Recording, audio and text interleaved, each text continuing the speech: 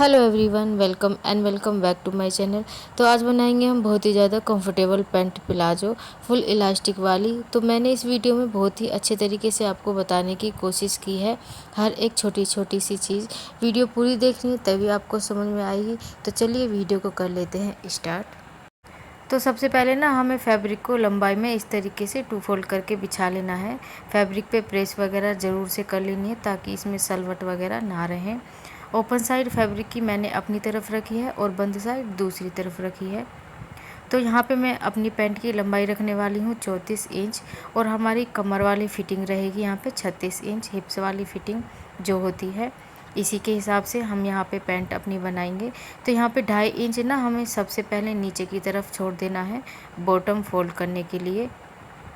इस तरीके से 2.5 इंच नीचे की तरफ छोड़ देना है सबसे पहले। अब हम यहाँ पे लगाएंगे अपनी पैंट की लंबाई का निशान। तो यहाँ पे मैं 34 इंच अपनी पैंट की लंबाई रखूँगी। तो 34 इंच पे इस तरीके से यहाँ पे निशान लगा लेना है। इस निशान को सीधा कर लेंगे आगे तक। अब यहाँ पे हम इलास्टिक के लिए भी अपना जो मार्जिन लेना है वो ले लेंगे। तो यहाँ पे मैं 2.5 इंच ले रही हूँ इलास्टिक के लिए। आपकी जैसी भी इलास्टिक है चौड़ी पतली उसके हिसाब से यहाँ पे इलास्टिक का निशान लगा लेना है आपको। तो यहाँ पे मैंने 2.5 इंच इलास्टिक के लिए निशान लगा लिया है ऊपर की तरफ। अब ये जो हमारी किनारी साइड है ना इसको हम बिल्कुल निशान लगा के अलग कर देंगे। इसको हम मार्जिन में नहीं लेंगे बिल्कुल भी। तो ये जो हमारी किनारी वाली साइड है इसको बिल्कुल अलग कर देना है। या तो आप कट भी कर सकते हो या इसको ऐसे भी छोड़ सकते हो। अब यहाँ पे जो हमारी 36 हिप्स की फ़िटिंग है उसका 4th हिस्सा करके लगाना है हमने यहाँ पे। तो मैंने 9 इंच लगाया है। अब यहाँ पे हम सिर्फ 1.5 इंच मार्जिन लेंगे। 9 इंच लगाना है पहले अपनी जो आपकी फ़िटिंग है उसका 4th हिस्सा करके। फिर यहाँ पे 1.5 इंच मार्जिन लेना है। जो भी आपकी फ़िटिंग है कोई भी हो, मतलब जितनी भी कम ज़्यादा यहाँ पे हमने 1.5 इंच ही मार्जिन लेना है बस एक्स्ट्रा। ऐसे ही हम यहाँ पे अपना आसन का निशान लगा लेंगे। 9 इंच भी लगाना है फ़िटिंग का 4th हिस्सा करके और यहाँ पे मैं 1.5 इंच ऐड कर रही हूँ अपने आसन में। तो यहाँ पे 9 और हमारा 1.5 इंच इसमें ऐड करना है। तो 10.5 इंच पे मैंने लगा लिया है। अब इस निशान को नाप के सीधा कर लेंगे बिल्कुल इस तरीके से। अब यहाँ पे हम क्रोच का निशान लगा लेंगे सीधा करके। तो 2.5 इंच पे मैं क्रोच का निशान लगा रही हूँ। अब 1.5 इंच इस तरीके से लेंगे और यहाँ पे गुलाई कर देंगे। तो ये तो हो गए हमारे ऊपर के निशान। अब यहाँ पे ये जो हमारे क्रोच वाला निशान था और यहाँ पे बिल्कुल इसका सेंटर लगाना है। इस तरीके से सेंटर में एक निशान लगाना है। इसी के हिसाब से हम अपना बॉटम वाला जो गुलाई वाला निशान होता है वो लगाएंगे। तो ये हमारा 7 इंच पे आया था दूसरी तरफ। इसका सेंटर का निशान लगाने के बाद दोनों साइड अब अपने जितनी भी बॉटम की गुलाई रखनी है दोनों तरफ हाफ हाफ करके निशान लगा लेना है। तो मैं यहाँ पे 8 इंच रखूँगी अपनी बॉटम की गुलाई। तो 4 इंच एक साइड लगा लिया है मैंने और 4 इंच दूसरी साइड लगा लिया है सेंटर के निशान से। अब हम क्रोच वाले निशान से और नीचे वाले निशान को मिला देंगे पैंट की सेप पट्टी से इस तरीके से। अब इस पट्टी को पलटना है इस तरीके से। अब दूसरी साइड भी निशान लगा देंगे यहाँ पे हम इस तरीके से। यहाँ पे भी निशान लगा देना है। अब यहाँ पे ना हमने थोड़ी थोड़ी सी गुलाई करनी है इस तरीके से। यहाँ पे जो हमारी चोंच सी निकल जाती है ना पैंट में वो नहीं निकलेगी। तो यहाँ पे इस तरीके से थोड़ी थोड़ी सी गुलाई कर देनी है। अब यहाँ पे हम लगाएंगे अपनी चुन्नट, वो मैं आपको सिलते में बताऊंगी इसको। यहाँ पे बिल्कुल इस जो हमने सेंटर वाला निशान लगाया था ना वो ही लगा देना है निशान बिल्कुल। तो इसकी कटिंग कर लेनी है अब हमने। तो ये मैंने इस पैंट की कटिंग कर ली है। अब यहाँ पे मैंने फैब्रिक को फिर से लंबाई में 2 फोल्ड करके बिछा लिया है जैसे पहले बिछाया था। अब ये जो हमारा हमने फ्रंट पार्ट कटिंग किया है इसको इस पर अच्छी तरीके से सेट करके बिछा देंगे। ये जो भी हमारा गैप था उतना ही रखना है हमने, नीचे से भी और ऊपर से भी बिल्कुल। ये नीचे से भी नाप लेना है बिल्कुल। हमने इसको सेंटर में बिछाना है फ्रंट पार्ट को इस फैब्रिक पे। इसको अच्छे से सेट करके बिछाने के बाद अब हम यहाँ पे इस पे निशान से लगा लेंगे। हम यहाँ पे 2.5 इंच फिर से क्रोच के लिए निशान लगा लेंगे बैक पार्ट में भी। अब इस निशान को भी ऊपर तक सीधा कर लेंगे। जो हमारा फ्रंट पार्ट का क्रोच था 2.5 इंच उस निशान को ऊपर तक सीधा कर लेंगे इस तरीके से। तो 2.5 इंच क्रोच लेने के बाद 1.5 इंच फिर से यहाँ पे 1.5 इंच पे निशान लगा के गुलाई कर लेनी है हमें। अब इस निशान को भी सीधा कर लेंगे जो हमारा फ्रंट पार्ट जहाँ तक आया हुआ है। उसके बाद हम बैक पार्ट में 1.5 इंच एक्स्ट्रा लेंगे ऊपर की तरफ। अब इस निशान को बिल्कुल किनारी वाली साइड मिला देना है इस तरीके से इंची टेप को टेढ़ा करके। अगर आपका बहुत ज़्यादा एक्सल साइज़ है तो ये ऊपर वाला निशान जो मैंने 1.5 इंच लगाया है ये बढ़ता जाता है, 1.5 से 2, 2 से 2.5 इस तरीके से बढ़ाते जाते हैं। अब हम यहाँ पे बिल्कुल सेंटर में पेंट के 2 इंच एक्स्ट्रा लेंगे मार्जिन और 1 या सवा इंच ले लेंगे नीचे की तरफ। अब इन निशान को मिला देंगे एक दूसरे से। क्रॉच वाले निशान से लेना है हमने ये निशान और बीच वाले निशान से मिला देंगे।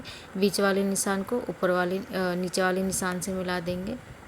अब इधर साइड हमने बिल्कुल भी चेंज नहीं करना है, दूसरी साइड ये आसन वाली साइड ही सारा चेंज करना होता है हमने पैंट में। उसके बाद इसकी कटिंग कर लेंगे जैसे जैसे हमने निशान से लगाए हैं। अब हम अपनी आसन पे सिलाई लगा लेंगे। तो यहाँ पे दोनों ही पार्ट पे आधा इंच का मार्जिन लेते हुए सिलाई लगा लेनी है आसन की, दोनों ही पार्ट पे। तो ये देखिए यहाँ पे मैंने आसन की सिलाई लगा दी है डबल सिलाई करके। अब हम अपनी चुन्नट भर लेंगे ये। तो ये जो हमारा सेंटर आया था बिल्कुल उसी पे हमने चुन्नट भरनी होती है अपनी, मतलब डालनी होती है। तो 2.5 इंच ऊपर की तरफ छोड़ देना है जो हमारा इलास्टिक का है। उसके नीचे हमें यहाँ पे 4.5 इंच का निशान लगाना है, इसमें हमने चुन्नट डालनी है। तो यहाँ पे हमने आधा आधा इंच की दोनों ही साइड में फ्रंट पार्ट के चुन्नट डाल लेनी है। आधा आधा इंच की डालनी है हमने, उससे ज़्यादा नहीं डालनी है। अब ये देखिए ये हमारा फ्रंट पार्ट है, इसकी राइट साइड ऊपर की तरफ रखनी है। इसको मैंने चुन्नट वगैरह डाल के तैयार कर लिया है। अब ये हमने बैक पार्ट लेना है, दोनों पार्ट की राइट साइड अंदर की तरफ रखनी है और इसकी साइडें मिला लेनी है जो दोनों साइडें हैं। आधा इंच का मार्जिन लेते हुए हमने यहाँ पे भी सिलाई लगा लेनी है। दूसरी साइड में भी आधा इंच का मार्जिन लेते हुए सिलाई लगा लेंगे हम। तो ये देखिए मैंने इसकी दोनों साइडें जोड़ दी हैं जो हमारी साइडें थी। अब बिल्कुल इसको अच्छे से सेट करके बिछा लेना है। ये जो हमारी आसन की सिलाई होती है ना, इसको भी मिला के अच्छे से सेट करके रखना है। अब ये जो हमारा इलास्टिक का फैब्रिक था 2.5 इंच ऊपर की तरफ छोड़ देना है, इसको निशान लगा के बिल्कुल चारों ही तरफ से निशान लगा लेना है 2.5 इंच पे। उसके बाद हमने ना अपनी इसकी लंबाई का निशान लगाना है दोनों साइड ही ऊपर वाले निशान से इलास्टिक का छोड़ने के बाद।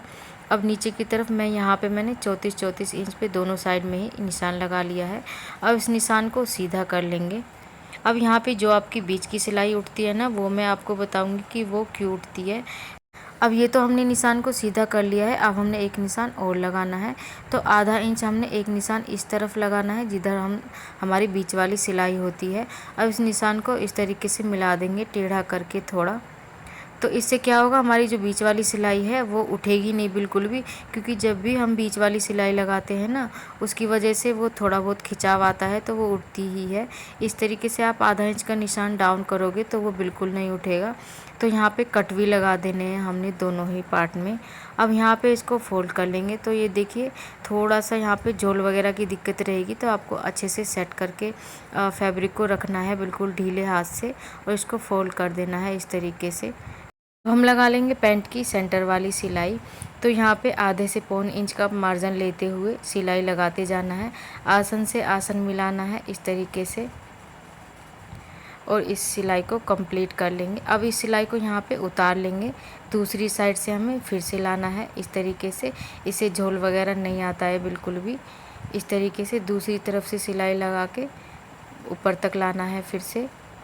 अब यहाँ पे इसको उतार देना है फिर से। अब इस पर डबल सिलाई लगा के हम रेडी कर लेंगे।